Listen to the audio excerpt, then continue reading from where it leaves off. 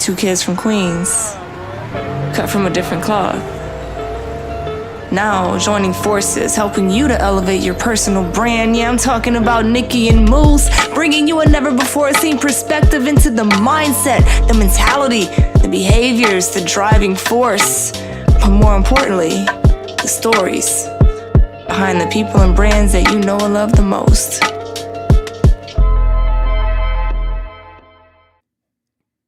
Was poppin'. Welcome, Nicky and Moose. I'm Nicky. That's Moose. What's up, Moose? What up, y'all? Let's go Yankees. Okay. You want to start early? Okay, that's No, I'm joking, interesting. All right. Yeah, let's go. Welcome to the YouTube livey. Moose is feeling away because I'm wearing a Mets jersey and he's wearing a Yankees hat, not like he's in full blown stuff. I don't know. You just support. They're just playing hat, today. but that's you know okay. what I'm saying? Like I don't mind the Mets stuff, but I got a Mets hat. But I was like, nah, I can't come on the show when the Yankees are playing the Mets and me representing the Queens. Mets. So yeah, okay. yeah, But anyway, that part, yeah. But that's okay. Look, people. Of course, new episode dropped today, episode 95 with David Shan. So go check that out. That's a whole vibe. And today we're going to be talking about what not to do when building your brand. This should be very, very interesting. So like, share, get active in the chat, get active in the comment section, however your vibe is. It's time to get active because there's been a lot of mistakes done by us, done by the people that we know that we got to talk about to help you guys. So, but first and foremost, Moose, how are we feeling? I'm feeling pretty good. Thank you for asking. Just excited, man. I think I'm about to say something that means absolutely nothing, just so that I can answer the question with preserving a whole lot of privacy. But no, I'm just kidding. I feel good, man. I feel really good. Thanks for asking, though. Okay, I just want to make sure you feel good. All right. I was going to go down that path again, and then you're going to be like, oh, another question or another answer of him not actually answering the question. So I was like, let me not do it again. But what I can appreciate is that nowadays there's at least more words around the merry-go-round. Like, it's not just, I'm good. How are you? Like, it's not just that before. If y'all could look in the early days, it's like, I'm good. I went outside. How about you? Yeah. You know, I ate breakfast and drank some water, you know? Yeah. Like, but now at least it's more like, I'm feeling good. Extremely.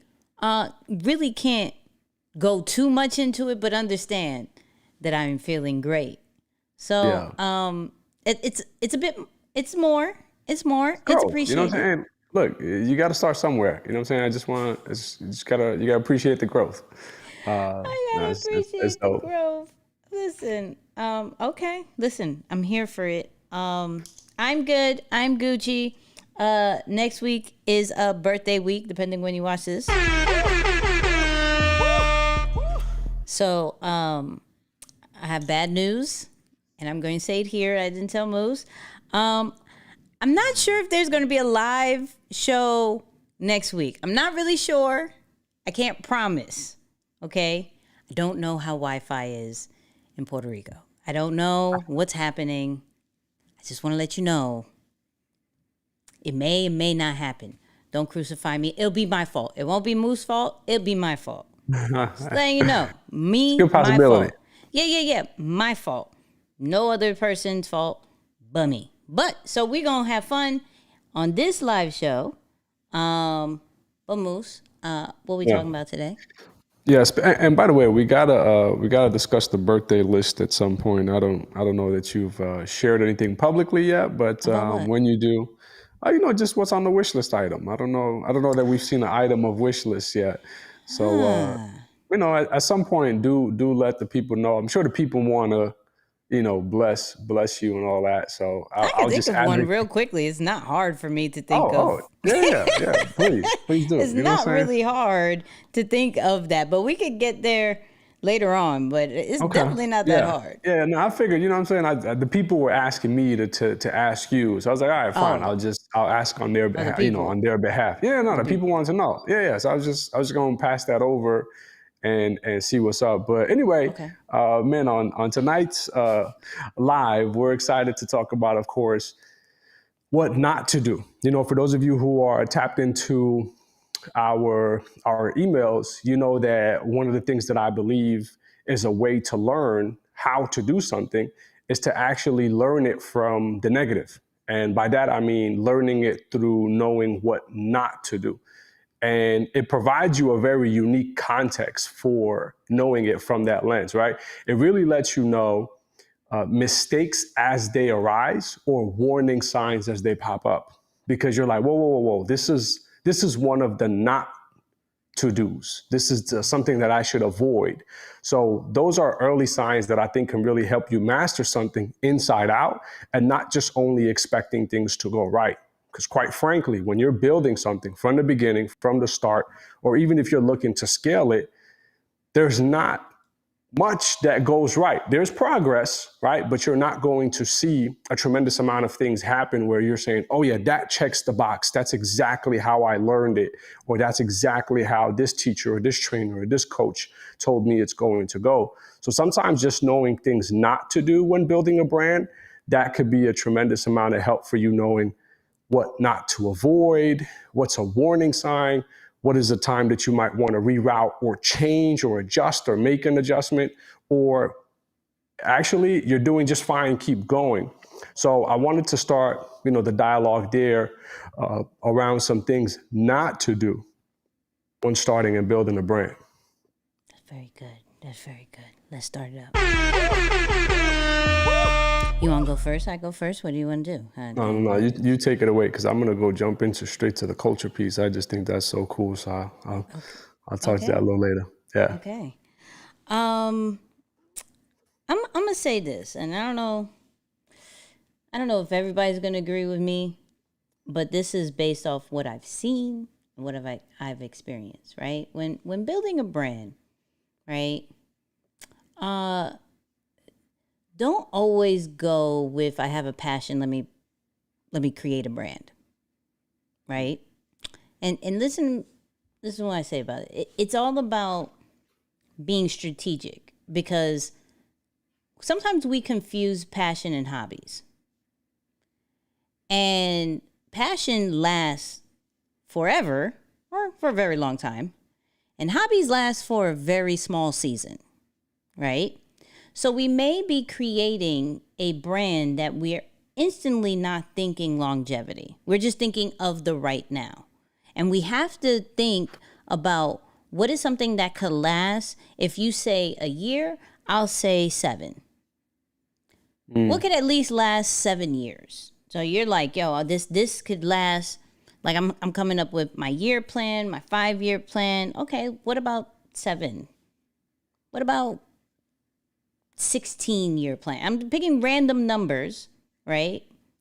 Because of course we have those milestones, the 5-year, 10, 20, whatever, right? But sometimes we got to like shift the mind real quick into like, let me think of an odd number, right? Because now it kind of triggers you to think, can it last? Like I'm cool with 5, but can it last 7? Like, can it last this much? Like, maybe I just like doing this in the meantime, because you're going to get hit in the mouth with a lot of things when it comes to building a brand, because it's not just about the passion part. You got to bring the business part into it. It's going to be uncomfortable. You're going to have some really bad days. And it's okay. But can you have consistent bad days and still have that passion? Right? So I actually am saying, when you want to start a brand, identify the long-term goals. Identify the long-term goals. Identify if this is something you can do. Is this something that you want to scale, or maybe you don't want to scale, right? I love the model. I'm gonna be honest with you. I love the model that Kith has that we went over one of the podcasts, where it's like, yo, not everything is meant to scale. But can we have the expectations set up front? Because if you're saying not everything's meant to scale, and let's say you get a lot of bread, is your vibe going to change? You know? So hobby, passion, what is it? Can I think of a long-term plan before I really get into, let me start a brand. Let me start taking this serious, because it could just be something that you're doing for the season. You brand it very well and then it goes away. And so now it actually loses credibility with your audience from whenever you really do your brand. So that's what I think. Is that the same as, when some people say you build businesses to sell them or you start businesses to sell them? Would you say doing something for a season in the digital world is the equivalent of starting something to sell it? Because, like I think about it, you can't really sell a personal brand. Right. You may partner, you may collaborate, but most personal brands are difficult to sell because it's you. You're not going to sell yourself to a different company or organization unless you sign on to, let's say, a bigger media hub or something like that. But would you say that's the equivalent of selling a business or starting to sell? You're just doing it for a season, and then once that's through, you're done? Yeah, I would give it that same vibe.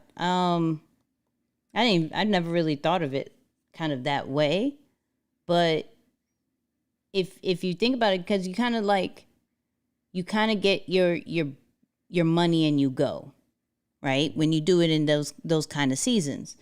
Same kind of when you sell the business, you build it up so you can sell it for a good amount of money and then you're gone. So that is definitely a way to think about it. Of course, you would want to do that multiple times. So then from a totality of the brand, of now what you're building a company, like then you could sell the whole thing because it's a proven model over and over again. But I never thought about that. Look at you, making me think. It just came to my mind. I'm like, I'm literally thinking about the context of, people say most businesses are started to be sold because very few, if we're just looking at statistics alone, very few survive past a certain point. Right. Now, sometimes when you just play the numbers game, that's a good strategy to have, but I've never seen that translated into the digital space or to the online world, because again, you're starting something that revolves around you. Now, I know that there's a lot of people who have dialogue or conversation, or even honestly an internal struggle, because they feel that they're a multifaceted, multi-talented person. So that almost brings on the dilemma of niching down, or what makes it so difficult to do. It's, should I go with this or should I go with that? I'm just messing with you. But no, that part is real though. It's the whole idea of wanting to pick between two things and not knowing which way to go or something like that. But that is pretty interesting. We got to probably dive into that a little bit more around the branding piece. I would think more that's more of a side hustle than a business. You know what I'm saying? Like, if you think about just real world things, like there's people who will forever hustle on the smallest things, right? If we think about back in the day, there were, you have all no, and not even back in the day. Go to Chinatown, you still have everybody on the streets selling whatever they need to sell, right? But they could possibly have another whole job or something. They may have a 9 to 5 we don't know about, but on the side they do that. I think of it more when you create something, it's for a season and then it's gone. I think more of that, of a side hustle, than necessarily anything else. Yeah. Real quick, I actually have another question for you before I go here. Folks, if you're listening to this, please do me a favor. Make sure you share this. Share this with a couple of people. Tap in with us in the chats, like this video, right? All of this stuff is important for us to get this information out to more people. The one thing that I've noticed we've almost sidestepped and completely always brush under the rug, assuming that everybody knows, we often assume, or we don't really discuss really the importance of branding. Can you just give a refresher of why brand is so important in today's world, regardless of product, service, the whole nine? Why? Can you just talk about like why brand is so important? It's what we know of you. It's your reputation, right? It's what's burnt in our mind of who you are or what your brand is, right? I'll give a quick example. When we were thinking about changing the name, Yeah. right? We had a great conversation with CJ, and we were thinking, yo, we could just change it up just for protection of us, right? It could last. If something was to happen to either one of us, this can continue on, right? This is the good thing and the bad thing about branding. Oh, we branded it so well that 90% of the people who said, yo, what's the new name? No, Nicky and Moose. What we talking about, right? And so when we talked to CJ, it's like, yo, you branded it too well. You're going to create confusion. And now you're going to make it look like, well, the old thing is irrelevant. When that's not necessarily the case. You just changed the name. But now you're making it feel like the old thing. And no one really wants to go and rock with the old thing. They want the new. So it's been burnt in people's mind, Nicky and Moose. Nicky and Moose. That's it, right? So we can't necessarily change it because our reputation, our image, you know, what you think of us is the both of us. And if one of us, if something happened to either one of us, it shouldn't continue anyways, right? So what people think of you is super important. It's not necessarily, the marketing is important, don't get it twisted, because that's how your message gets out. That's how your brand gets out. But you can't have any type of marketing if you don't necessarily have the brand on lock and what people have embedded in their mind about you. Not what you think your brand is, but what the people think your brand is what's important. Yeah. What I love about that, and this probably could segue into my first thing, and shout out to In the Biz on the check-in, by the way. She said, best podcast ever. Y'all inspired me to rebrand and relaunch the pod next week. Wow, Okay, that's what's up. hold on. That's what's Wow. up. Congrats to you. That's fire. That's dope. Yeah, that's major. But no, I was going to say that one of the things that I love about brand is that when done correctly, it actually increases value, right? Like just a simple symbol, a simple logo, a name, letters, symbols, they can increase the value of a thing when done correctly, right? Think of just a plain old shoe. You can go to Payless and get a plain old shoe. But the minute that check is put across that shoe, it increases in value tremendously. More importantly, the way you feel about the shoe when you wear it, it even creates different types of emotions inside of you because you know that you're wearing a reputable brand, a brand that people know, like, and respect, a brand that is associated with positive things and accomplishing your fears and getting in shape and doing all of these things. So just know that in addition to just the concept of branding, or if you ever think, you know, why do we talk about it so much on the show? We, of course, dabble in business as well, but branding is also a big part of it. The main reason is because of that. At the end of the day, when you're choosing between two companies and you're thinking about, should I go with this one or that one, you're ultimately going to make a decision between how a brand connected with you and created some form of emotion or connection with you through their marketing and branding efforts. So that's super important, man. And that's why we're starting to embody this idea that brand is important for everybody. We talk about personal brand, especially if you're someone who is a creative entrepreneur, someone who is maybe trying to get their service in front of more people. So we talk to those people a little bit more, because you almost have to make something out of nothing and really push credibility in front of people through your brand and using social media and all these things. But at the end of the day, that's incredibly important. So to that, I'll start with saying, what are the things to not do or something to avoid in the beginning? I like to always start with self and think about everything that I do from an inside out approach. And I would say, make sure you do the inner work to not associate your value with the success of your brand. They are two separate entities. There's a lot of people who go through challenges or they're unable to stay consistent because so much of what they do becomes who they are, instead of them being two separate things that are not really dependent on one another. Now, that'll help you if, let's say, you're doing really well. You're getting the numbers that you aspire, maybe even doing better than you expected. That will help boost your self-esteem. But what happens when it doesn't go according to plan? What happens when people don't respond? What happens when people are actually hating on you and they're maybe leaving negative comments on you?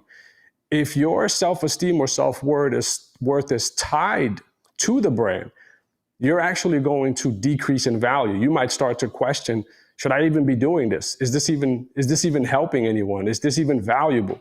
So the one thing that I will say in the beginning, if you are someone who's concerned about appearing inconsistent to people, or you question whether or not you have the ability to be consistent over a long period of time, I will highly encourage you to start working on yourself first, to work on your self-esteem, your self-worth, your confidence, a lot of these things, so that you're not so much dependent upon other people's approval, so that you stay consistent with a thing. You separate those two. You say, this is who I am. This is what makes me me. This is what makes me valuable. And this is what I do. Now, yes, it's a personal brand, but yet they are separate. They don't depend on each other to drive value. So God forbid, should anything happen, at least you have your mental health, right? You have yourself still intact. So I will say that definitely is one of the things that, if I could go back from the beginning, I would make sure those two things are totally separate. They have nothing to do with each other. That's good. That's super good. Sheesh. Man, how do I want to put this one? I would say, my next one, man. Okay. The foundation is important. And so what I mean by that is understand your vision for your brand. Understand your vision for the brand. One of the biggest mistakes I've seen is that people give up certain responsibilities for their brand too soon.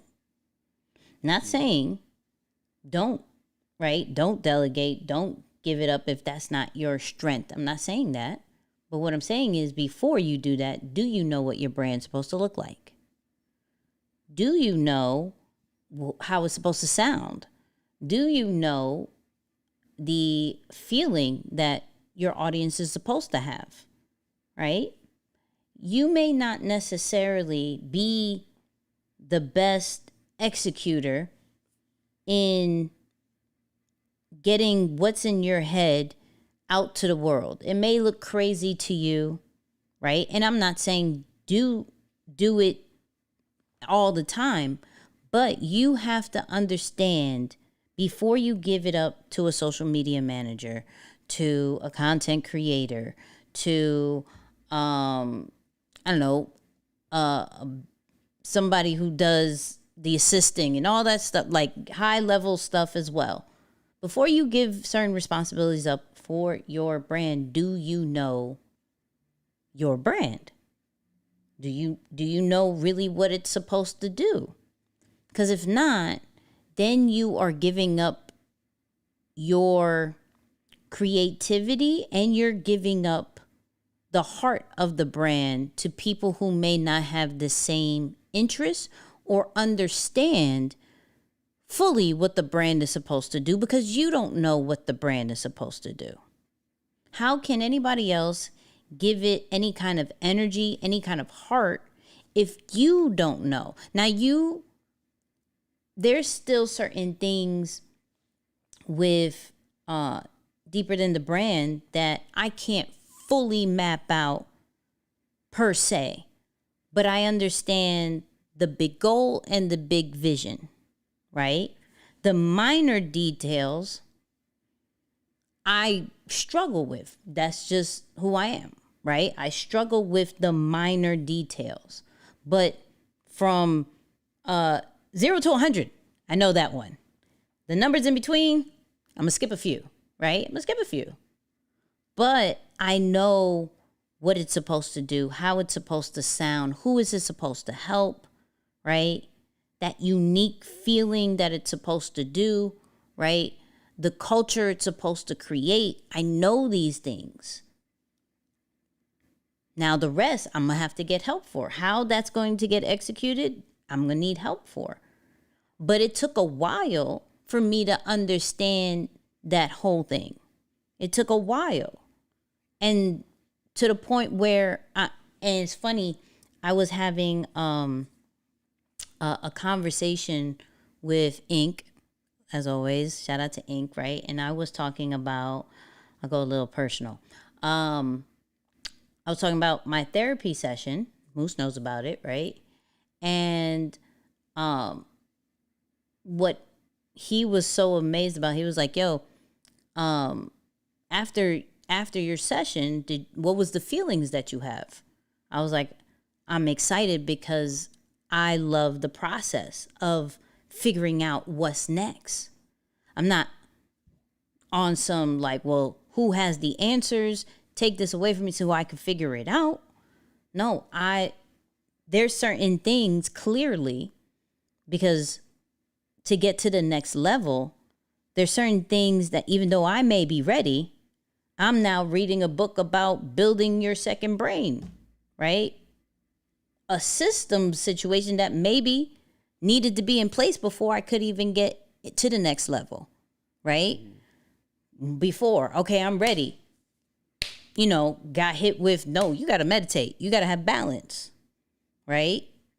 And now certain things are opening up. I'm saying all that because though there is a brand that you want, right? You want to have a successful brand. There's certain things that you have to go through and have the process of going through for you to fully get that success, for you to even fully feel confident that this is a brand, right? And it's never going to work out the way you want it and the time that you want it. But if you pay attention to this is the reason why, and this is the real major goal, then there's going to be certain things that come in place, whether it's people, whether it's books, whether it's tools and resources, that's what's going to pop up. That's going to be like, oh, this makes sense for my brand. Yeah, that's good. Deep. I'm sorry. That's good. Yeah, no, that. I mean, once you mentioned the building of the second brain, I was like, oh, okay. I mean, hey, talk about it then. No, that is really important. I will jump on the business side for a second here, and I think you'll appreciate this one. But I will say, don't race to the money, but be intentional about getting to the money. Here's what I mean by that, right? Cheers. Water in the cup. Here's what I mean by that, right? I think the concept of everyone now selling something is starting to get a little overwhelming for the consumer. While they understand that it's a part of the process, and it's, the younger generation might even feel like that's just the norm, right? We do business online, and business and life and entertainment and news and sports and everything is mixed into this big cocktail that lives in the digital space. There is also an older generation that didn't grow up with that, right? You got to remember that there was a time, maybe even, I want to say somewhere within the last 10 years where people weren't making much of their purchasing decisions online. Right? There was still a thing as to, I don't want to buy online because I can't try it on. I'm gonna go to the store first, and then maybe I'll buy it online, right? Like that, there is a generation, and you get to decide if that generation is a part of your target audience or not, right? Go back to last week's live, by the way, which was phenomenal because we talked about how does your target audience shape your brand strategy. You do certain things based on how your people receive information, what time they're available. So definitely go check that out, right? Because that was a phenomenal conversation as well. But do know that if you are serving an audience that at one point lived without the internet, maybe that's a little too old, or just didn't shop online, you have to tailor your strategies to them a little bit as well. And don't jump into the money because they kind of write you off into the sand as just someone who is just that, right? I was having a conversation with someone a couple of weeks ago after an event, and they knew of the podcast. They knew about the Nicky and Moose podcast. And it was a cool dialogue. And he was like, so you guys do just the typical selling courses and stuff? I said, actually, no. We haven't sold anything on the podcast, and we've been on for 2 years. Right. And he was so intrigued. Our conversation ended up going maybe an extra 45 minutes just off of that one thing, that we weren't like everyone else who rushed to the sale. Right. But at the same time, I will say, be intentional about getting your money. I'm saying don't rush to it so you don't come out the gate.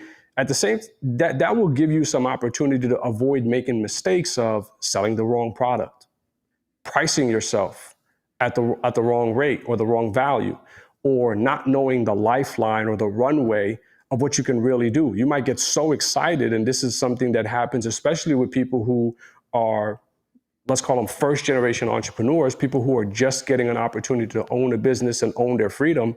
They're so excited to get out of a job, to get out of responsibilities, that they just care about covering their overhead. They just no longer want to work a job.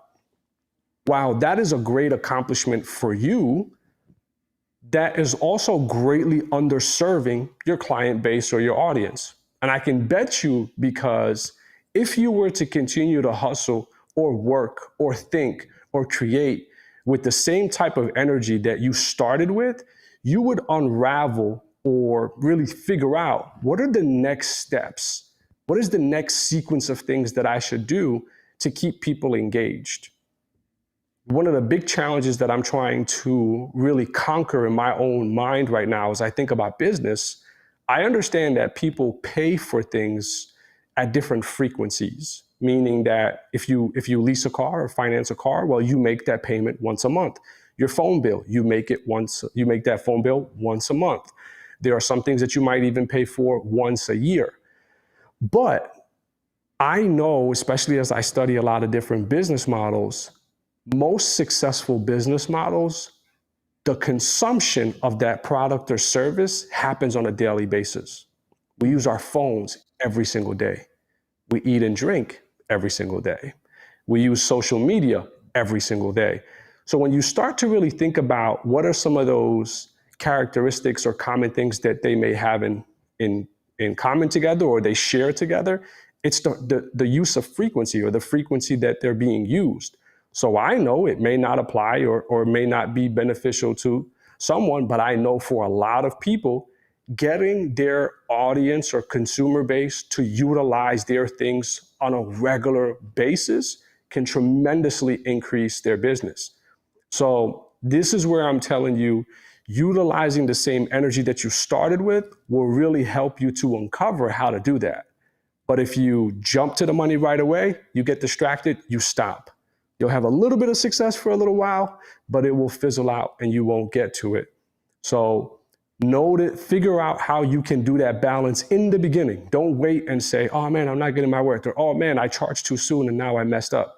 In the beginning, think about, how can I not rush to the money, but how can I be intentional about figuring out what are the things that are going to give me sustainable growth, right? Money and business growth for a longer period of time. That's a really important balance to figure out in the beginning. And And I'll say, kind of piggyback on that. Don't wait for a certain milestone to monetize. Right? So you know how some people be like, okay, I'm waiting for me to get 3,000 followers, certain amount of visits on my website, certain amount of subscribers on my email list and things like that. Some people are going to be ready to buy from you from day one. And while you're waiting for the perfect time or the perfect milestone, they're ready right now. And you actually lost an opportunity because you were waiting because you thought you weren't you weren't ready. Like, it's crazy. I just been on this different vibe of, okay, keeping it just very simple. Okay, I want to monetize. Okay, so monetize. Now, we're putting certain expectations and certain limitations in order to do so, but you said you wanted to monetize, so go monetize. Right? So go set up the website.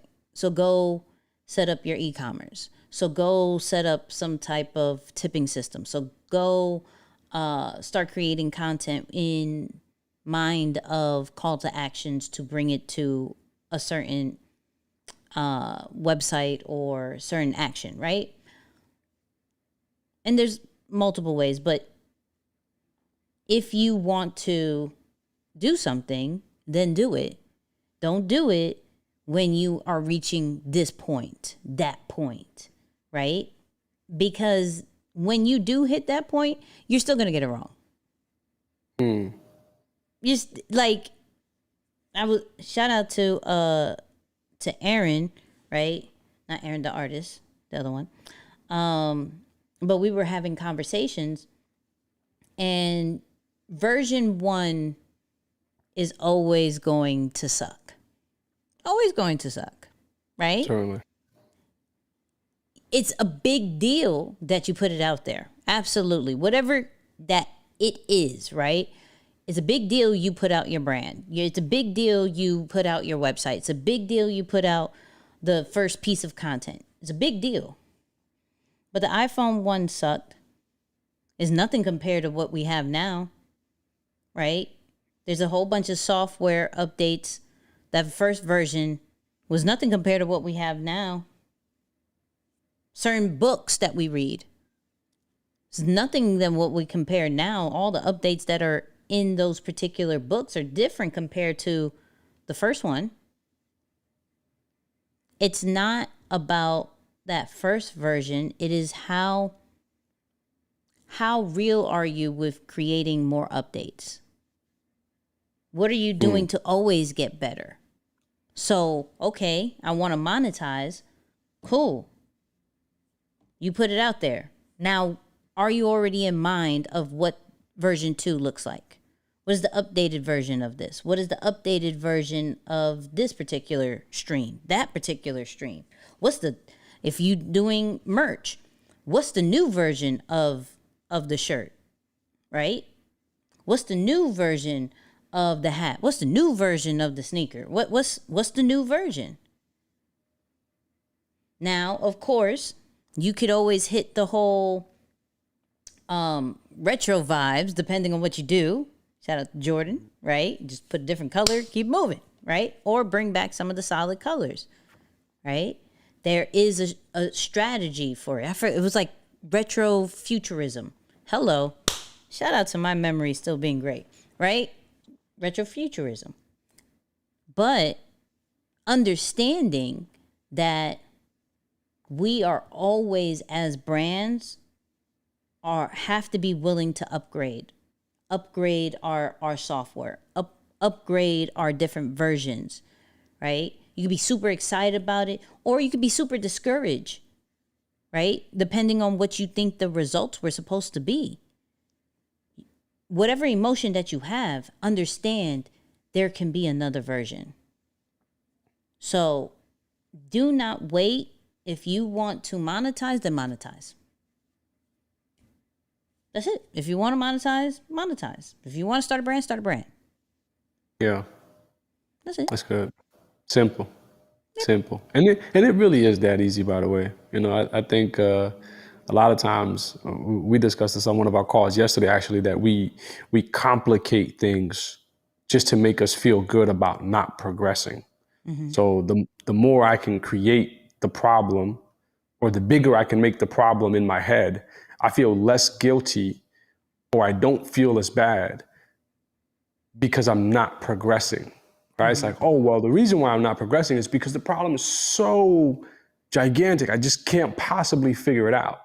But when we simplify something to just ABC, 1, 2, 3, black or white, it's too simple. And so you really hold yourself to the fire, and you have to show up. You have to make a decision. You have to go. So this concept of start, figure it out, adjust, improve, try again, that really is the essence of what most business looks like, or what most brands look like.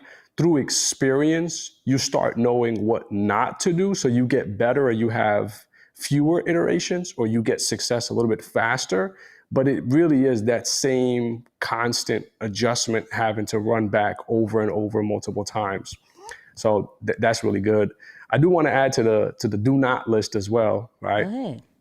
And this was fire, because I think one of the things that I really have kept pretty much thinking about since our conversation yesterday was this idea of culture, right? So don't put off creating a culture or being intentional about what the culture of your brand is going to mean.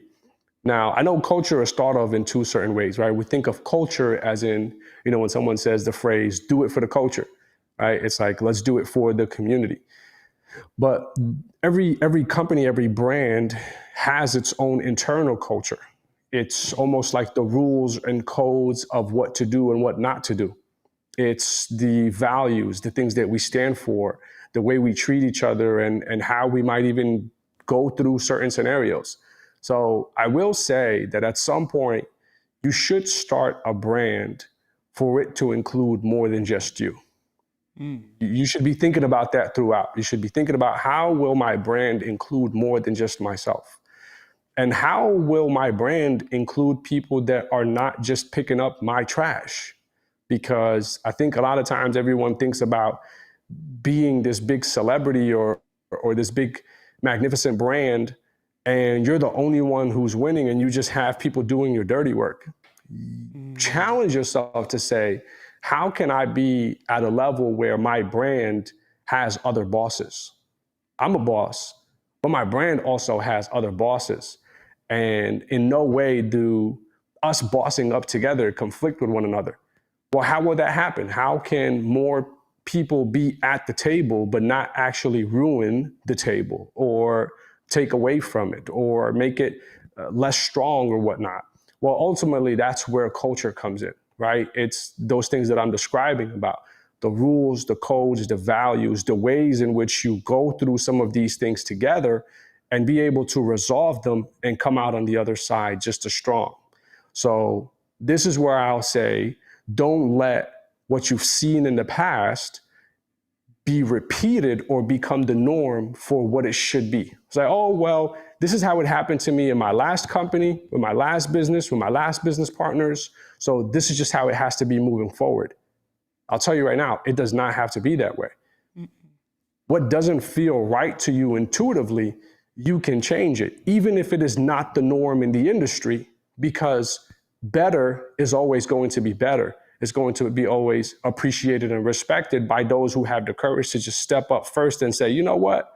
We're no longer going to just mistreat independent contractors. For example, we're no longer just going to pay at the bottom 10% of the market. Right. Even if that is the industry standard. If you feel that something is wrong, start creating a culture of what does the absolute best look like in my industry? or in the industry that I strive to be in. When you consistently do that in every single area of the brand or business that you're a part of, can you just imagine over time what type of culture you're going to create down the line, 3 years, 5 years, 10 years from now, when every single area is at the absolute best of the best? There's no way you can tell me something like that is going to fail, right? It definitely increases your chances. So I know, again, culture, or when we might think of our creative endeavors, we're just thinking about something to save us.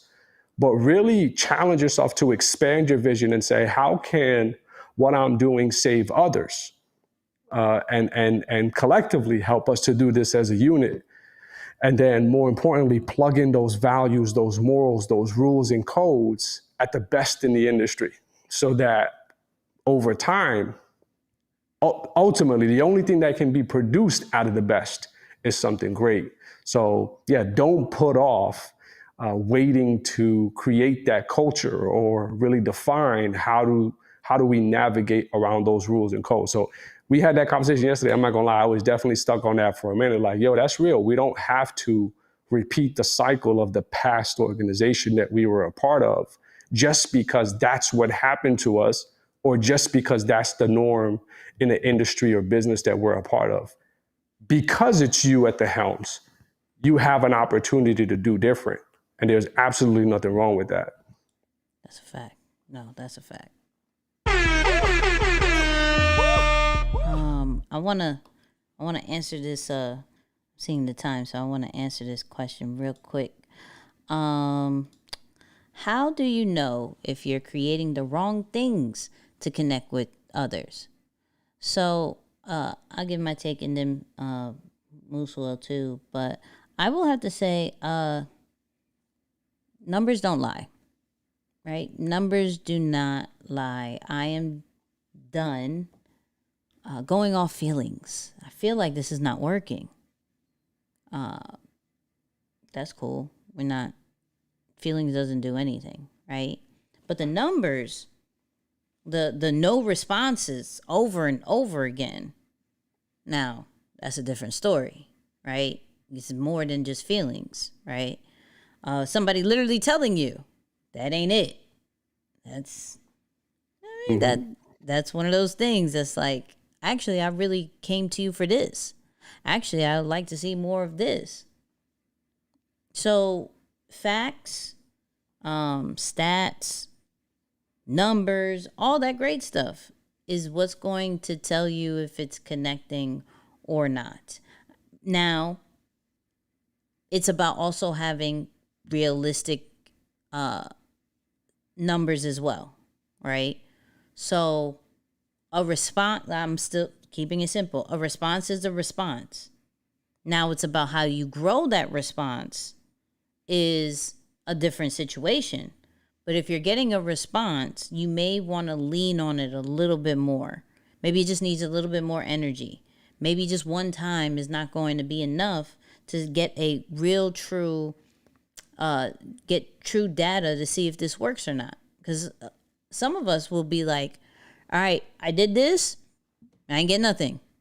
Mm-hmm. How many times you did it? Just one time. Oh, so you want everybody to drop everything that they're doing right now because you put something out. You want them to drop everything they're doing, and because you put it out this time, you expect them to do as you say. That's interesting. That's interesting. So you're gonna have to put some work. This branding situation, building a brand, having a business, doing this online is work.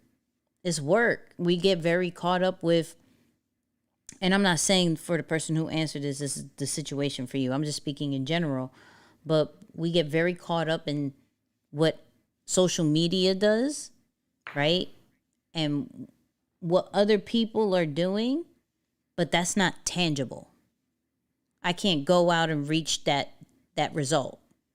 Like, I'm just looking at it. I don't even know the back end to really see if that's real or if it's fake.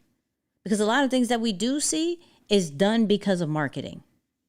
I got to make you think this is working in order for you to buy in.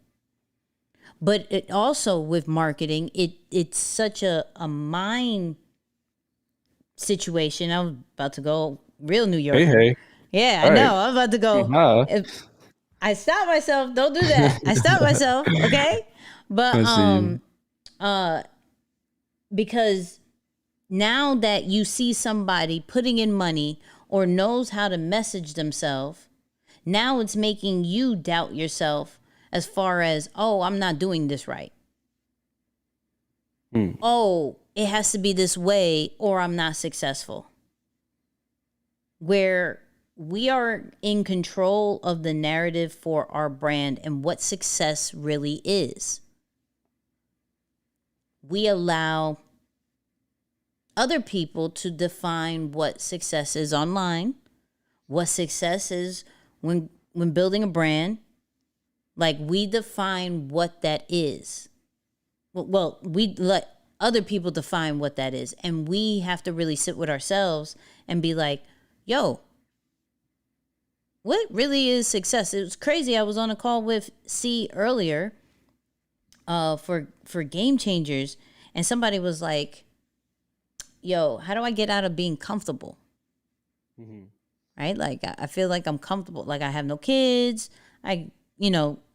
The teachers, like, I guess he does stuff with teachers. Like, the teachers are home. I'm not I'm not getting booked, but I got, I can pay my stuff, everything like that.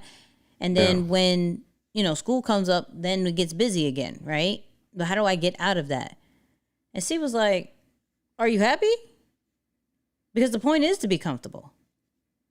Like, comfortable gets a bad rap. Like, you worked hard to have this time to not worry about bills, to work on self, to do these things. What we get caught up in is seeing what everybody else is doing, and we feel like, oh, I'm being too comfortable. Everybody has their own version of what comfortable is, what success is. Identify what that is first before making your next move. Man, that's pretty good. I was going to ask you, as you were saying that, what if you outgrow a version of something that you created that it is working? I think of, for example, like artists and musicians, right? Yeah. Who just feel that they can no longer, say, make music about the younger going out party life and doing that kind of thing. Yep. What happens in that case? Do you look to switch it up and recreate the next version of you? Do you keep doing it despite not feeling right internally?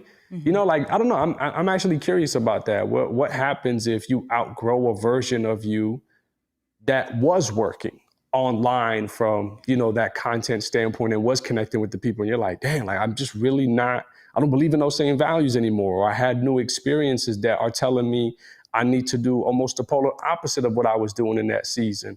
Mm-hmm. What do you do in that case? I'm curious to know. You outgrew that version of you. That's fine. Figure it out. Like, and creators deal with this a lot, right? Anybody who has a creative mind, which I believe is everybody, but some people don't identify it. Cool, right? But we want to do something and then it works, but now we think of other things. We want to do then do that. There's no limit to that. Like, once again, whatever makes you happy, right? Old success may not make you happy no more. That's okay, right? There's nothing wrong with that. Now find your new definition of what makes you happy. Mm-hmm. If me, I don't know, I'm going to think of something outrageous.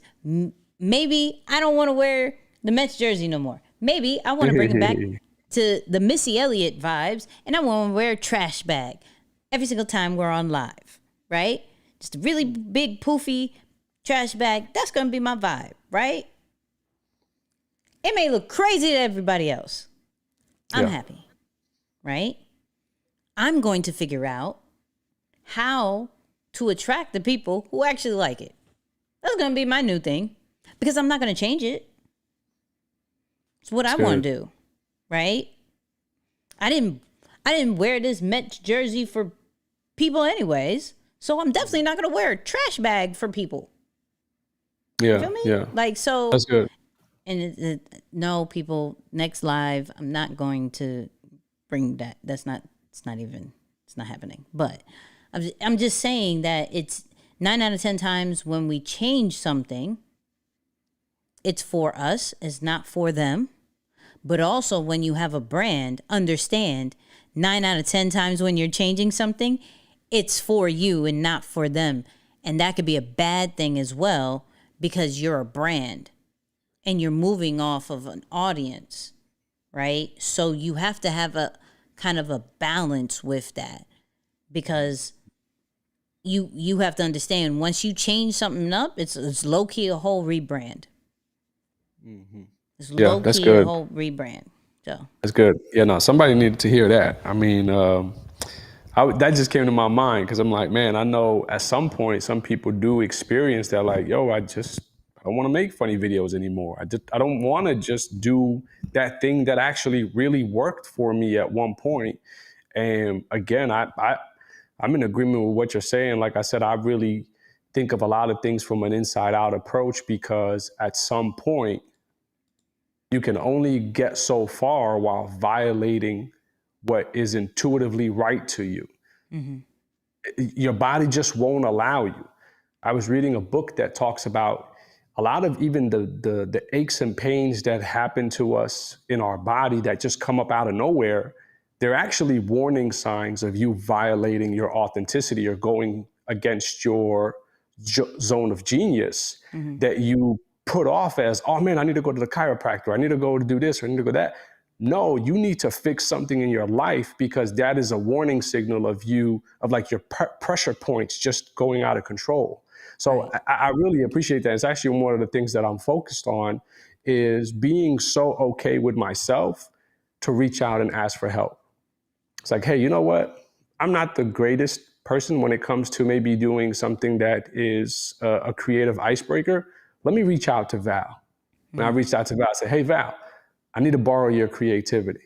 Right. And she was so geeked up, scheduled a Zoom meeting, got on, gave us phenomenal ideas. And I said, wow, that felt so good considering how much longer it would have taken me to try and figure something out that I just naturally don't do well. That doesn't mean I suck as a person. It doesn't mean that I'm gonna be a failure at life.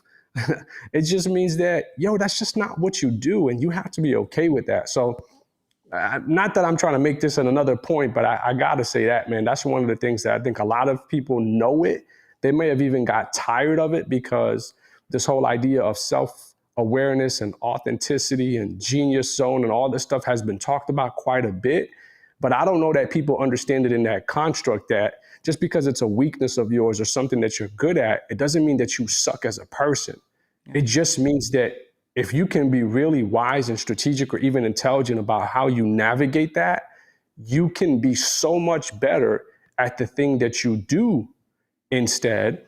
And you can be so much better even collectively as a whole with your brand or your business because you're giving your time to the things that you do well. And you're able to tap into creative people or tap into people who are good at those other things and utilizing their talents for those things. I'm even starting to find that people appreciate when you call on them for help for the things that they're good at, because it's you acknowledging the greatness in the person in front of you for the things that they've mastered.